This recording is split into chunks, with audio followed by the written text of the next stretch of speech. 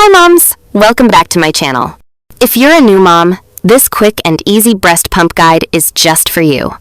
Today, I'll show you how to use a breast pump safely and comfortably, even if it's your first time.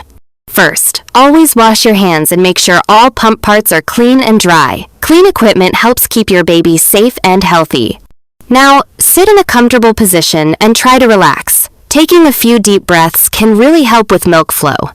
Place the breast shield gently over your breast, making sure your nipple is centered. It should feel comfortable, not tight or painful. If you're using a manual breast pump, gently press the handle in a slow and steady rhythm. There's no need to pump too fast. Slow and gentle pumping works best and feels more comfortable. Milk will start to flow into the bottle attached to the pump. If you feel any pain, stop and adjust the position. Pump for about 15 to 20 minutes, or until milk flow slows down. You can switch sides if needed. Once you're done, carefully remove the pump and cap the bottle. Store breast milk as recommended by your pediatrician or lactation consultant. After pumping, wash all pump parts with warm, soapy water and let them air dry.